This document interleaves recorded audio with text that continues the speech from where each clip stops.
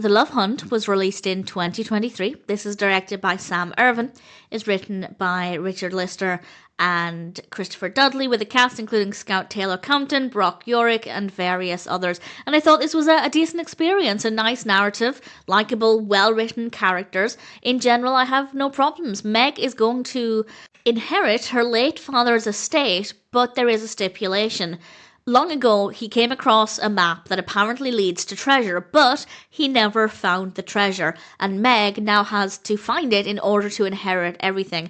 And as she points out early on in the film, she has 2 weeks to find the treasure when her father hadn't been able to find it for decades, which I thought was a valid point. I almost feel like Meg said that because the filmmakers probably knew that some viewers would pick up on that and realise how ridiculous this concept sounded, but I like the fact that Meg was aware of this, the film was aware of this, and it just made it a little bit more enjoyable. It is definitely an interesting story. I had no idea where it would end up. I felt like it could have gone in either direction, Meg finding the treasure and then wondering what that is, or not finding the treasure but finding other things in the process, and I won't say which direction it takes, but I really enjoyed finding out. I enjoyed the process. It's a real adventure for Meg, of course, and I'd say it's generally believable throughout. I do think Meg didn't show enough emotion, not that I'm wanting her to be traumatized or too full of grief, but I feel like she didn't really show a lot of emotion here.